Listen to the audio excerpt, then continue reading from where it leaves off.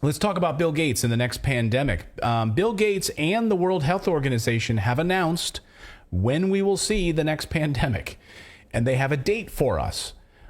So get this on your calendar. Prepare, plan your trips around this next pandemic right now. We'll have more on that in a second and the dates. But you'll remember Bill Gates and the World Health Organization previously held what was known as the 2001 Event 201. And it was about the Event 201 exercise. It was a simulation involving a coordinated global response to a coronavirus that they held in a simulation just months before COVID-19 was declared a global pandemic. So they're pretty good at predicting this stuff. I don't know how they pull this off. Fauci, remember, Fauci told Trump in 2017, not that there could be, not that there might be, but there would be a pandemic during his presidency. Yes. Yeah, and Obama ran exercises for it during his presidency. During his pregnancy. During his presidency, too. At the home factory. So they've just gotten together and they're doing it again now. Bill and Melinda Gates Foundation, along with Johns Hopkins Center for Health Security and the World Health Organization. I wish I was making this up, but this is not a conspiracy theory. They did this. And they just conducted their next pandemic tabletop exercise in Belgium. It's called the Catastrophic Contagion. Hey, honey, where are you going this weekend? I'm going to Belgium. I got a conference. Oh, yeah, what's it about? It's called the Catastrophic Contagion event. Oh, what are you guys going to be doing? Oh, we're just planning the next pandemic. Just getting everything ready. Getting everything ready and locked up, and the new virus and vaccines. We'll have vaccines ready to go because that's how we do this. We plan it, and then we, of course, have the vaccines ready to go. So this is the video that Bill Gates put together along with the team, complete with simulated news reports like this. This is really what they're preparing for us. This video is called Get Ready. Watch.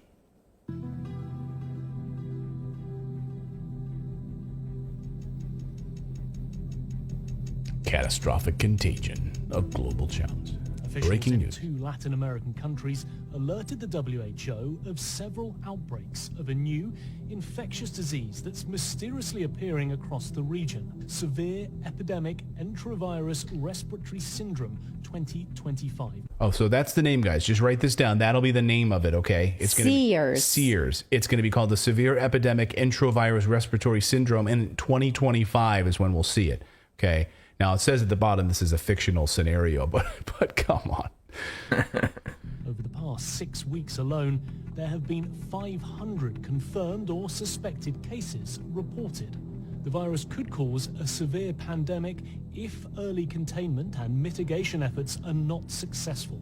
The pandemic in this type of situation and trend would be a risk for the global health security. Pandemics are inherently political, financial, and so much broader. We have not spoken on the leadership in country. And I think that we need to be also very careful. We cannot decide a lot of things without the leaders be involved and agree on that. Oh, really? That's an interesting point that she's making. Oh, instead of unelected globalists making decisions, she's saying, wait a minute, we need to have our leaders involved in this discussion. Wait, so the white guy was the dissenter, like right. the one we're supposed to say, oh, yeah, he's a naysayer. We don't agree with him. And then she shuts him down. She shuts him down, exactly. Yeah, go ahead. There is no substitute for national leadership. It's important to support the local response or the national response.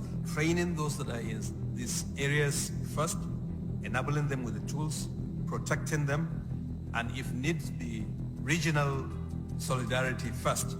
At this stage, communication is key, and communication should include not just scientists with data, but also social, religious, and political leaders. Trust. This is an essential issue, and trust was broken among countries, between populations and healthcare systems, between healthcare systems and governments. I'm very sorry to say that in 2025, we need to strengthen the health system. WHO needs to be a voice for the voiceless. No one is safe until all of us are safe. As of today, there have been an estimated 1 billion cases worldwide, with more than 20 million deaths, including nearly 15 million children. Countless millions are alive but left with paralysis or brain damage. Oh, okay. So that's how it'll. So, I'm sorry. You hear those numbers? 1 billion people. Okay. Millions of children, and then those who are left will have brain damage and paralysis. So that's what we'll have. That's how this is going to unfold. The most successful countries are those which invested in preparedness and trained for this moment years in advance. This included having full-time pandemic preparedness and response teams, which conducted detailed operational planning and routinely tested those plans through exercises and drills. Okay. I should also point out, I didn't recognize her at first. This is Jean Reserve. She used to be a CNN anchor. She used to be a CNN reporter. Did she? Yeah. So now, I mean, just goes to show you like the cozy. I didn't recognize her at first. Her hair is, she's older, gray, and I didn't recognize her. But she was a CNN anchor reporter. This goes to show you the coziness between the mainstream media and the likes of like the Bill and Melinda Gates Foundation and the World Health Organization to add credibility to a message that they're trying to get out. Right? Yes, but we've been freelance journalists before too, and you realize that she's just taking a contract job. Okay. We shouldn't begrudge someone taking a paying job. All right. And I saw this circulating online really quick. And I found it on YouTube and I showed Jennifer because I was like, this is like crazy that this was before COVID hit that they were playing this. And now you can't find it on YouTube. And I watched it on YouTube. So after it started to gain traction, it was scrubbed from YouTube. And now I believe you can only find it on Rumble. This video? Okay. You said this was before COVID because this just came out. Oh, this is the new one? Okay. So you've not seen the old one then? Oh, I saw. I never saw the old one. Okay. No. This is the new one that they just show released. you that because because they did the exact same thing before COVID, and it was basically this exact same thing. They laid out that it was coming. They had news people. They had the table of people talking about it. It's like basically the exact same thing. Yeah, I couldn't find that video. I mean, I showed you the event 201, but no, this is the new one that just came out. This is the brand new one that they just did in Belgium for the 2025, the new pandemic. The toll might have been much less. There it is, catastrophic contagion from October 2022, and now 2025. So that's what it'll be. It'll be the SEERS infection, the SEERS virus. Well, they said that was an enterovirus. They said that was an enterovirus, which is polio was an enterovirus. Oh, good. So and COVID was not. Interesting. No, norovirus. COVID was a corona. Oh, okay. That's a type of. So, yeah, the same people behind Event 201 that David was just talking about from a few years ago took place almost 3 years ago to the day, by the way. They completed their new one now, and they say that this is going to originate in Brazil 2025 and get ready. So, in addition to Bill Gates, the 10 current and former health ministers and senior public health officials from Senegal, Rwanda, Nigeria, Angola, Liberia, Singapore, India, Germany participated in this simulation. They had pre-recorded news broadcasts, as you saw, and then they had the virus simulation, and they tested the rates of spread and how this would affect children and sweep across the globe, and how they would go into lockdowns and what they would do, and preparing, of course, for vaccines as well, making sure that those are lined up perfectly with this. See, this is the beauty of what these guys do, right?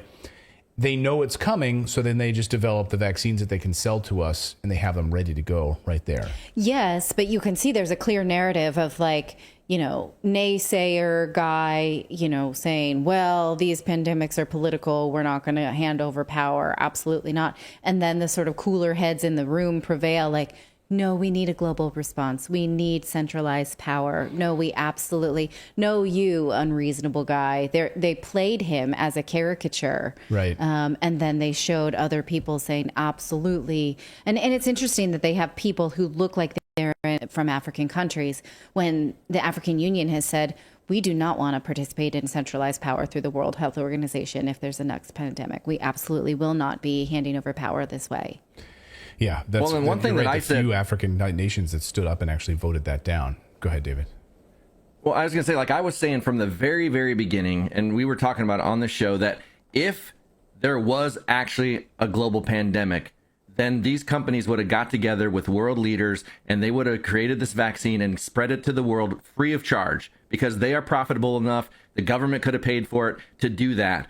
But when they made it so that they created basically 9 new billionaires and it was so profitable for them, that shows you the true motivation, that it was nothing about a pandemic. Right. Yes. And this is the same thing. It's like, yeah. Go ahead.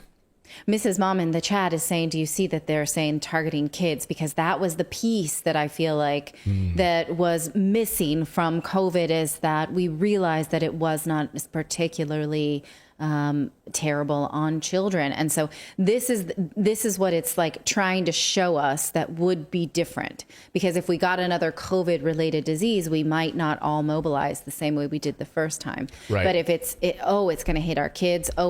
You don't just live with long COVID, you live brain dead.